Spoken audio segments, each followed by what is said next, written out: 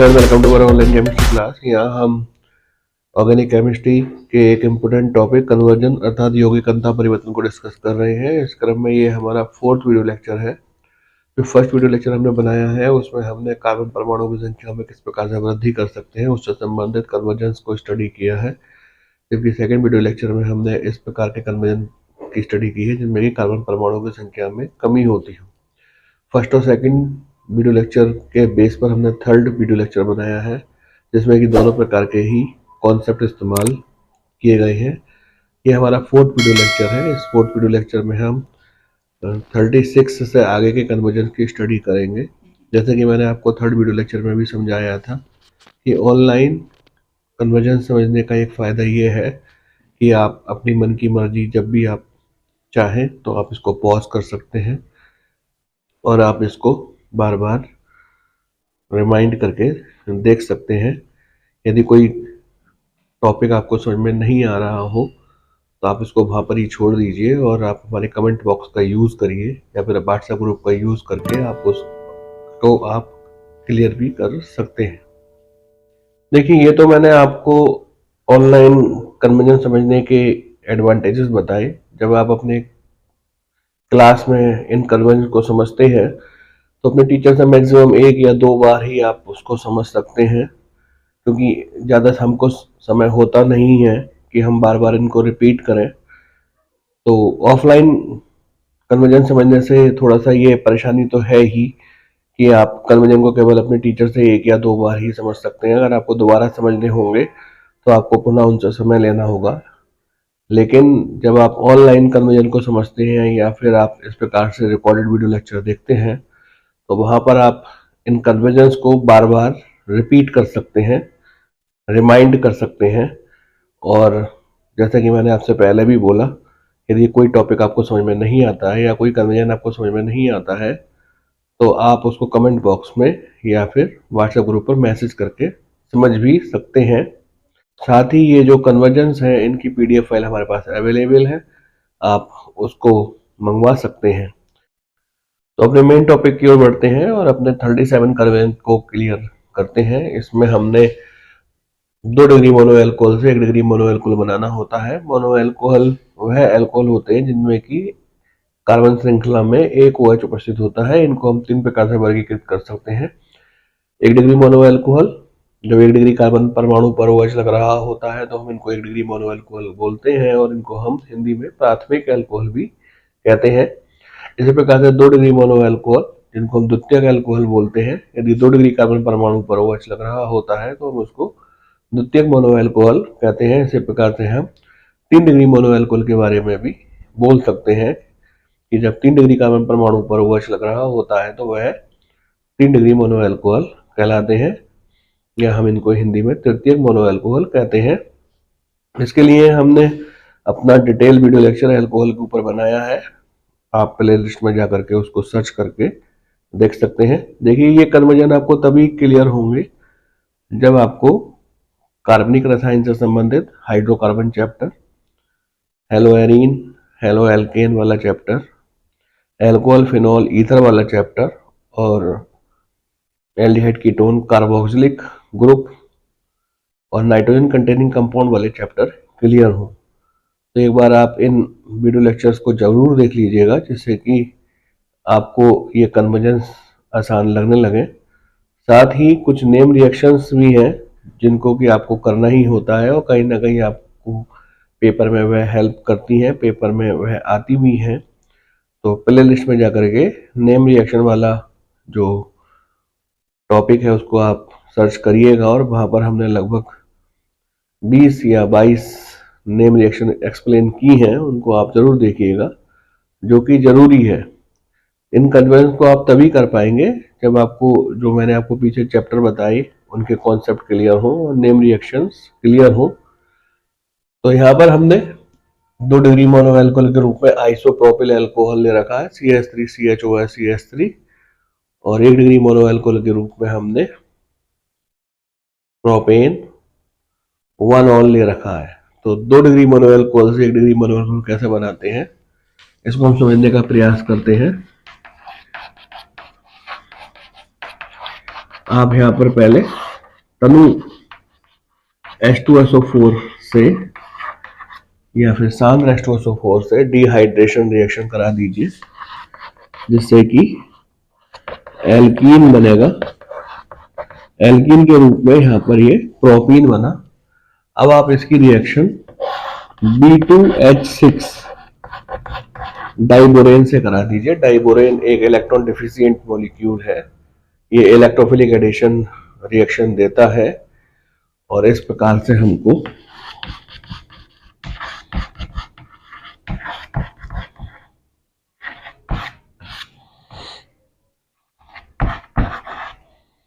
Compound प्राप्त होता है। अब आप इसका ऑक्सीडेशन H2O2 के द्वारा करा दीजिए। 3 मॉलिक्यूल लगेंगे H2O2 के और H3BO3 बाहर निकल जाएगा और आपको 1 डिग्री मोनो एल्कोहल के रूप में प्रोपेन 1 प्राप्त हो जाएगा। ये जो B2H6 और H2O2 इसकी जो रिएक्शन है, इसको हम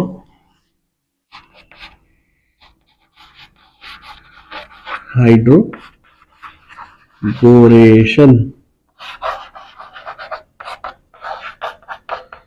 ऑक्सीडेशन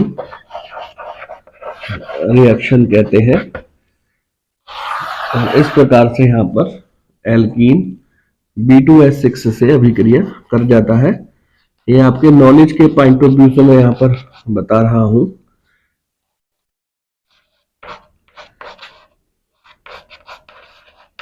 मार्कोनी-काफ नियम के अनुसार एडिशन रिएक्शन होगी और जो B2H6 है, इसको मैं यहाँ पर ऐसे लिख देता हूँ, B2H6 = 2BH3 और ये नेगेटिव भाग है इसका BH3 का, वो उस कार्बन परमाणु पर जाकर के अटैच होगा जिस पर की हाइड्रोजन की संख्या कम है। मार्कोनी-काफ नियम के अनुसार ये एडिशन रिएक्शन होगी और इस प्रकार से CH3CH2 CH2 BH2 बनेगा। ये पुनः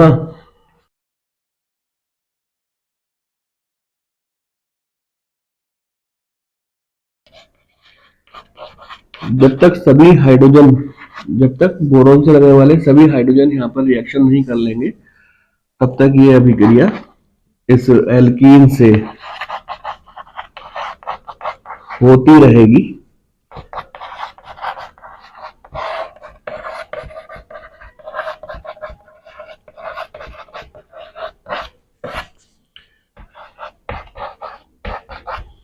अभी एक मॉलिक्यूल और रिएक्शन कर जाएगा, CH3CH2 CH2 का whole thrice BH plus CH3 CH double bond CH2 CH3 CH2 का होल थ्राइस B। देखिए ये वाला मॉलिक्यूल यहाँ पर बन गया। अब हम इसका H2O2 से ऑक्सीडेशन करा देंगे, इसलिए इस अभिक्रिया का नाम है हाइड्रोबोरेशन ऑक्सीडेशन रिएक्शन। और 2 डिग्री मोनो अल्कोहल से 1 डिग्री मोनो अल्कोहल इजीली बन जाता है। एक इम्पोर्टेंट कन्वर्जन है, इसको बार बार अपनी कॉपी में लिखिएगा, करिएगा और कोई कठिनाई या परेशानी आती है तो आप उसको पूछ सकते हैं। आइए नेक्स्ट कन्वर्जन की ओर बढ़ते हैं। नेक्स्ट कन्वर्जन के रूप में हमने यहाँ पर 1 डिग्री मोनो अल्कोहल से 3 डिग्री मोनो अल्कोहल बनाना है। 1 डिग्री मोनो अल्कोहल के रूप में हम आइसोब्यूटाइल अल्कोहल लेते हैं। इससे हमको 3 डिग्री मोनो अल्कोहल अर्थात टर्शरी ब्यूटाइल अल्कोहल बनाना है। पहले हम इनके फॉर्मूले देख लेते हैं। इस प्रकार से इसका फॉर्मूला है, ये 1 डिग्री मोनो अल्कोहल है, इससे हमको इस प्रकार से 3 डिग्री मोनो अल्कोहल बनाना है। तो यहाँ पर हम आइसोब्यूटाइल अल्कोहल इसको CH2 कर लीजिएगा। डिहाइड्रेशन रिएक्शन करा देते हैं और सांद्र H2SO4 का इस्तेमाल करते हैं। इस प्रकार से यहाँ पर इन दोनों कार्बन के बीच में डबल बॉन्ड आ जाएगी CH3C। इस प्रकार से अब आप इसकी HOH से इसका रिएक्शन करा दीजिए। मार्कोनी काफ नियम के अनुसार एडिशन हो जाएगा। ऋणात्मक भाग अर्थात OH उस कार्बन परमाणु पर जाएगा जिस पर हाइड्रोजन की संख्या कम है, उस युग्म बंधन कार्बन परमाणु में जाएगा जिस पर की हाइड्रोजन की संख्या कम है। और इस प्रकार से आपको यहाँ पर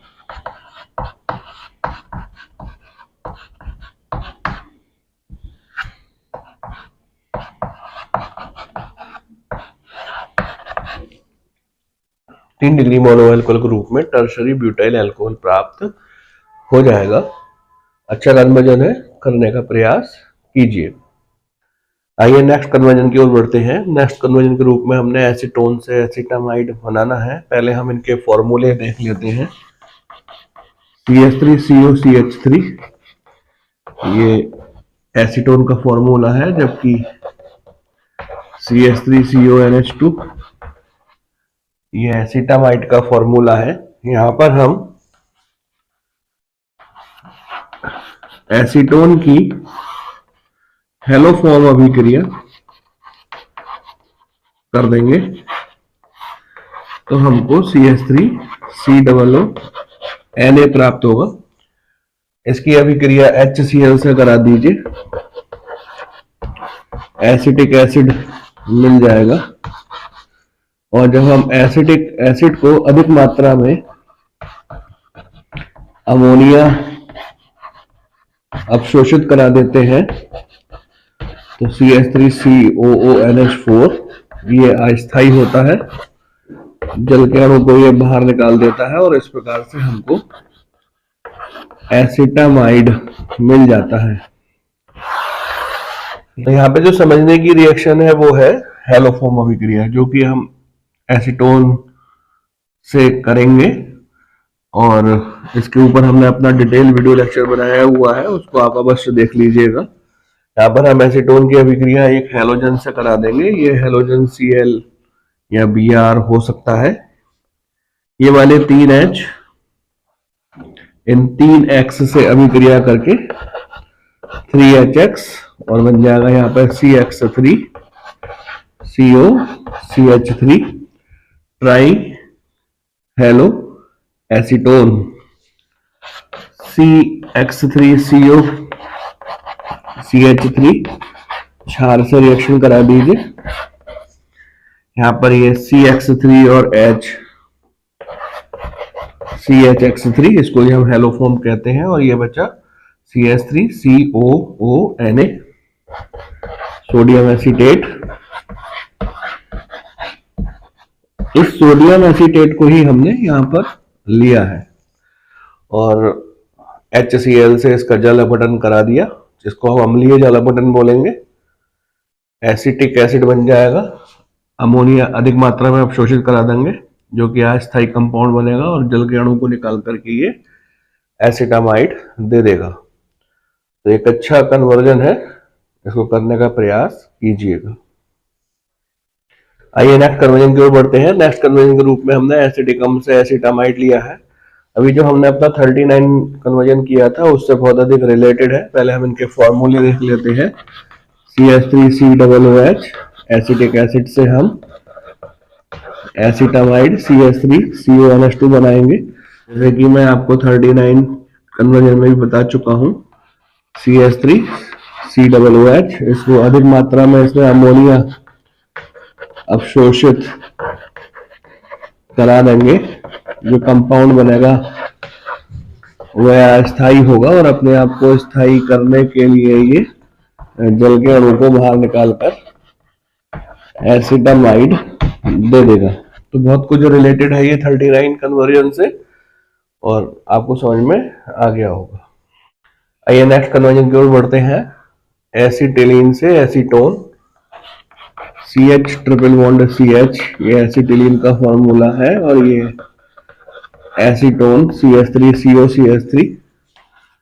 तो एसिटिलीन की अभिक्रिया हम तनु H2SO4 से करा देते हैं। तनु H2SO4 में जल की मात्रा अधिक होती है, वह एसिटिलीन में अवशोषित हो जाएगा और हमको एसिटल्डिहाइड प्राप्त होगा। इसका ऑक्सीकरण करा दीजिए, एसिटिक एसिड मिल जाएगा CH3COOH। आप इसकी अभिक्रिया कैल्शियम हाइड्रोक्साइड से करा दीजिए, तो एसिटिक एसिड का कैल्शियम लवण CH3COO का whole twice Ca, calcium acetate कहते हैं इसको, मिल जाएगा। जब आप इसको गर्म करेंगे तो CaCO3 बाहर निकल जाएगा और हमको CH3COCH3 एसीटोन प्राप्त हो जाएगा। कैल्शियम एसिटेट को गर्म करने से एसीटोन मिलता है। ये प्रयोगशाला समीकरण है, इसको हमने एसीटोन बनाते समय भी पढ़ा था। आइए नेक्स्ट कन्वर्जन की ओर बढ़ते हैं। एक अच्छा कन्वर्जन है डाई मैथिल ईथर से डाई एथिल ईथर। पहले इनके फॉर्मूले देख लेते हैं। CH3OCH3 से हमको C2H5O बनाना है, तो डाई मैथिल ईथर CH3OCH3 की हाइड्रोजन आयोडाइड से अभिक्रिया कराकर इसका एल्काइल डेरिवेटिव बना लीजिए, मिथाइल आयोडाइड। बुट्स रिएक्शन करा दीजिए। बुट्स रिएक्शन करने से एथेन C2H6 मिल जाएगा। हेलोजिनेशन करा दीजिए सूर्य के विस्तृत प्रकाश की उपस्थिति में, C2H5Cl। Ag2O से रिएक्शन करा दीजिए, C2H5O C2H5। इस प्रकार आप डाई एथिल ईथर प्राप्त कर सकते हैं। अच्छा कन्वर्जन है और इम्पोर्टेंट कन्वर्जन है, ध्यान से इसको करिएगा। आइए नेक्स्ट कन्वर्जन की ओर बढ़ते हैं। नेक्स्ट कन्वर्जन के रूप में हमने एथिलीन से प्रोपेनिल लिया है। इनके फॉर्मूले देख लेते हैं। CH2 डबल बॉन्ड CH2 से हमें CH3CH डबल बॉन्ड CH2 ये बनाना है। तो एथिलीन की पहले आप योग अभिक्रिया करा दीजिए। ब्रोमीन ले लीजिए, उससे योग अभिक्रिया हो जाएगी 1,2 डाई ब्रोमो, प्रोपेन बन जाएगा। अब आप इसकी रिएक्शन सोडाइमाइड से करा दीजिए, NaNH2 HBr बाहर निकल जाएगा और हमें CH triple bond CH acetylene मिलेगा। अब आप इसकी रिएक्शन फिर से एक बार सोडाइमाइड से करा दीजिए, CH triple bond C Na, alkyl iodide के रूप में हमने अपना मिथाइल आयोडाइड ले लिया, CH triple bond C CH3। अब आप इसका रिडक्शन करा दीजिए H2 PDBA4 के द्वारा। तो इस प्रकार से CH3, या मैं इसको यहां पर CH2 हाइड्रोजन का योग हो जाएगा, CH3 हमको प्राप्त हो जाएगा। ये मिल जाएगा यहां पर प्रोपिलीन। एक अच्छा कन्वर्जन है, करने का प्रयास कीजिएगा। आइए नेक्स्ट कन्वर्जन की ओर बढ़ते हैं। नेक्स्ट कन्वर्जन के रूप में मैंने यहाँ पर वेंजीन से एनिलीन लिया है। वेंजीन का फॉर्मूला ये होता है और एनिलीन का फॉर्मूला ये होता है। अच्छा कन्वर्जन है। आप पहले वेंजीन का नाइट्रेशन करा दीजिएगा, नाइट्रेशन लिख दीजिए, या फिर नाइट्रेशन की कंडीशन लिख दीजिए। सांद्र H2SO4 की उपस्थिति में सांद्र HNO3 से इन दोनों में से कोई सा एक लिख दीजिएगा। नाइट्रोबेंजीन बन जाएगी। अब आप इसका रिडक्शन करा दीजिए Zn प्लस HCl के उपस्थिति में। तो नाइट्रोबेंजीन से एनिलीन बन जाएगा -2H2O। इस प्रकार से आप इसको कर सकते हैं। आइए नेक्स्ट कन्वर्जन की ओर बढ़ते हैं। नेक्स्ट कन्वर्जन को हमने ऊपर वाले कन्वर्जन से ही कनेक्ट कर रखा है। यह है एनिलीन से फिनॉल। अभी तक हमने बेंजीन से एनिलीन बनाने का मेथड समझा। पहले हमने बेंजीन का नाइट्रेशन कराया और उसके बाद उसका रिडक्शन करा दिया, जिससे कि हमको एनिलीन प्राप्त हो गई। यहाँ पर हमको एनिलीन से फिनॉल बनाना है। एनिलीन का फॉर्मूला आप जानते ही हैं। इस प्रकार से ये एनिलीन का फॉर्मूला है और इससे आप बनाएंगे फिनॉल। एक अच्छा कन्वर्जन है, एक इंपॉर्टेंट कन्वर्जन है। तो पहले आप एनिलीन का डाईएजोटीकरण करा दीजिए। आप यहाँ पर डाईएजोटाइजेशन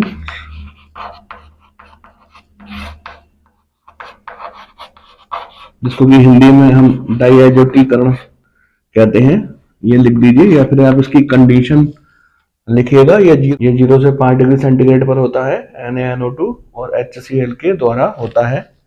बेंजीन डाइजोनियम क्लोराइड बन जाएगा इस प्रकार से। अब आप इसका जल अपघटन करा दीजिए। इसके लिए आप तनु H2SO4 का इस्तेमाल कीजिएगा। N2 गैस निकल जाएगी, HCl गैस निकल जाएगी और OH ग्रुप बेंजीन में एंटर हो जाएगा। इस प्रकार से आप एनिलीन से फिनॉल बना सकते हैं। अच्छा कन्वर्जन है। आइए नेक्स्ट कन्वर्जन की ओर बढ़ते हैं। नेक्स्ट कन्वर्जन को भी हमने ऊपर वाले कन्वर्जन से कनेक्ट कर रखा है। एनिलीन से बेंजीन बनानी है हमको। तो आप देख सकते हैं कि एनिलीन का हम पहले डाईएजोटीकरण कर देंगे। बेंजीन डाइजोनियम क्लोराइड बनेगा। तनु H2SO4 जिसमें कि जल की मात्रा अधिक होगी, उसके द्वारा बेंजीन डाइजोनियम क्लोराइड का जल अपघटन कर देंगे, फिनॉल बन जाएगा। और जब आप फिनॉल की जिंक डस्ट से रिएक्शन कराते हैं तो आप बेंजीन प्राप्त कर सकते हैं। तो एक अच्छा कन्वर्जन है। ये सब कन्वर्जन एक दूसरे से कनेक्टेड है। इसी प्रकार से नेक्स्ट कन्वर्जन के रूप में यहाँ पर हमने एनिलीन से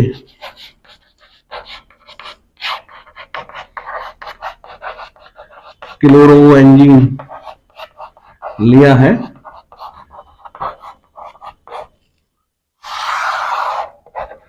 तो आप एनिलीन का डाईएजोटीकरण कराइएगा।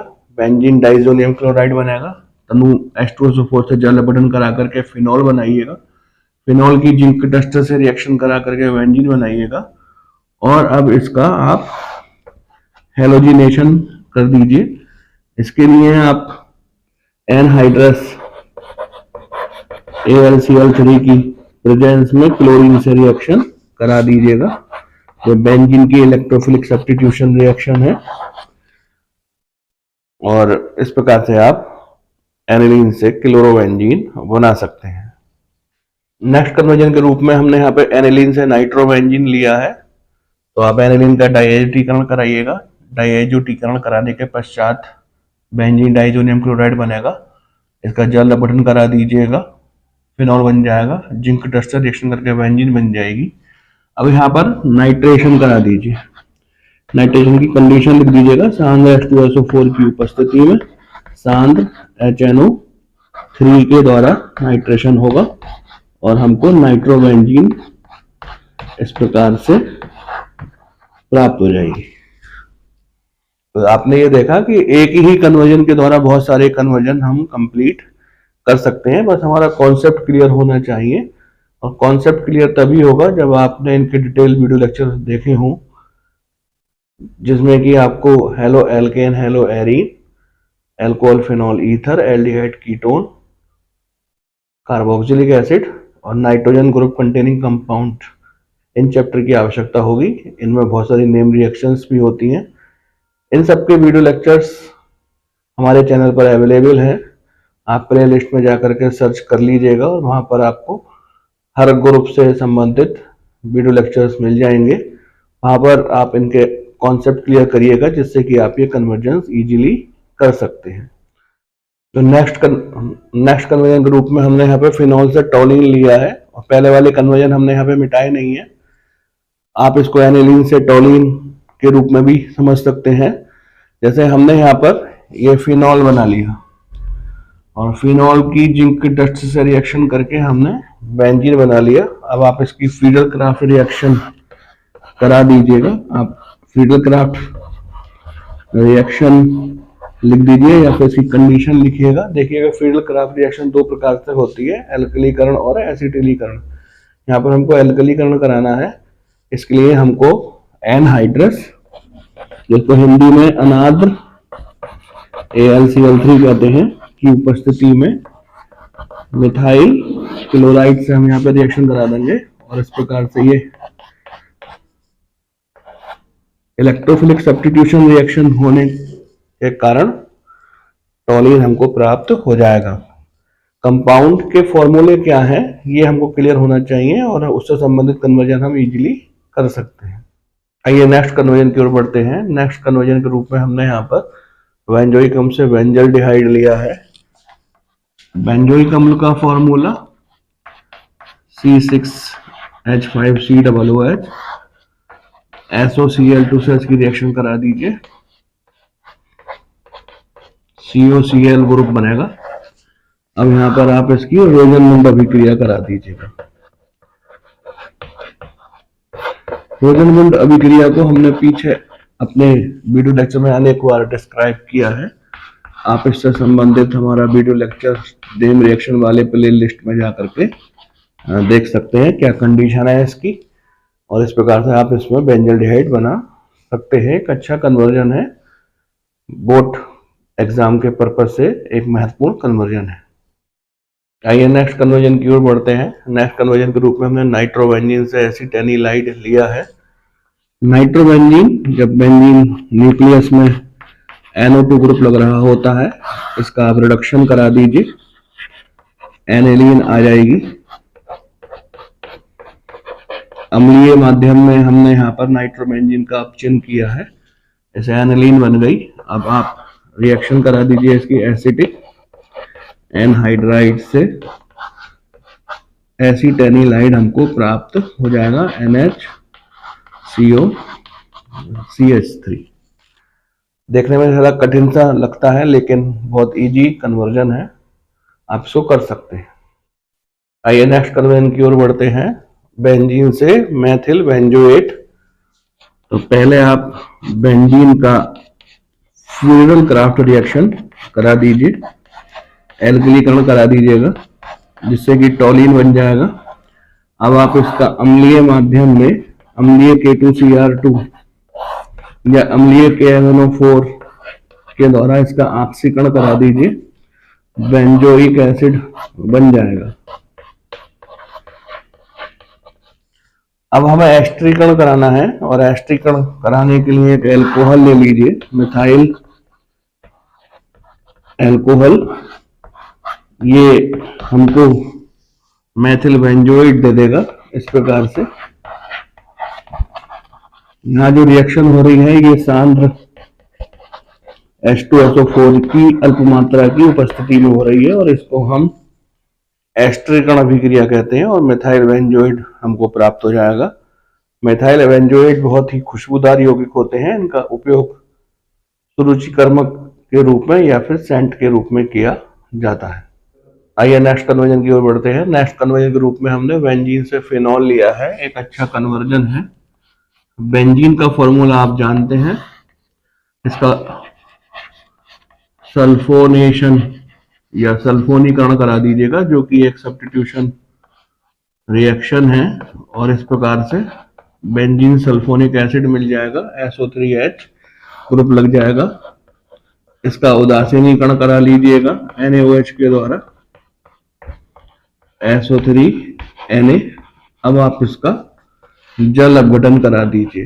जब आप इसका जल अपघटन कराएंगे तो हमें फिनॉल प्राप्त हो जाएगा और NaHSO3 बाहर निकल जाएगा। एक अच्छा कन्वर्जन है बेंजीन से फिनॉल बनाने का।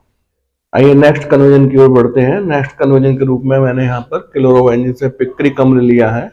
आप इसको फिनॉल से पिक्रिक अम्ल के रूप में भी समझ सकते हैं, क्योंकि हमको पहले क्लोरोबेंजीन से फिनॉल बनाना होगा।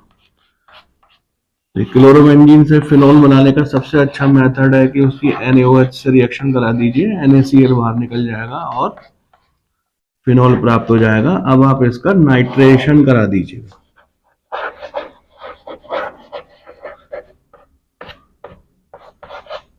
NO2 ग्रुप ऑर्थो और पैरा पोजीशन पर लग जाएगा इस प्रकार से, दोनों ऑर्थो पोजीशन और एक पैरा पोजीशन, यहाँ पर NO2 ग्रुप लग गया और इस प्रकार से पिक्रिक अम्ल हमको प्राप्त हो जाएगा। पिक्रिक अम्ल येलो कलर का रंजक होता है और येलो कलर के लिए ही इसका इस्तेमाल किया जाता है। तो इस प्रकार हमारा 4th वीडियो लेक्चर यहाँ पर फिनिश होता है।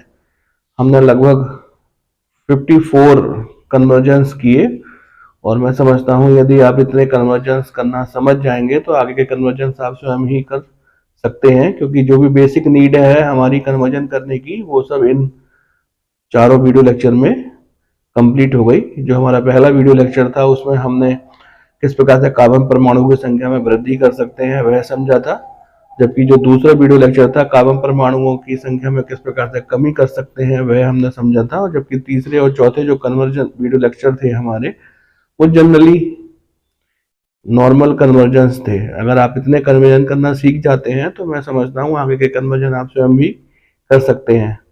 और जैसे समय मिलेगा वैसे वैसे अगले वीडियो लेक्चर्स आप कन्वर्जन के ऊपर देखेंगे। यदि आपको कोई कठिनाई या परेशानी होती है तो आप हमारे PDF फाइल की हेल्प ले सकते हैं। इसके लिए आप हमें कमेंट बॉक्स में या फिर व्हाट्सएप ग्रुप पर संपर्क कर सकते हैं। इन वीडियो लेक्चर्स को बार बार देखिएगा, अपने मित्रों को शेयर कीजिएगा। यदि कोई कठिनाई या परेशानी आती है तो आप कमेंट बॉक्स से या फिर व्हाट्सएप ग्रुप पर चैट करके आप पूछ सकते हैं।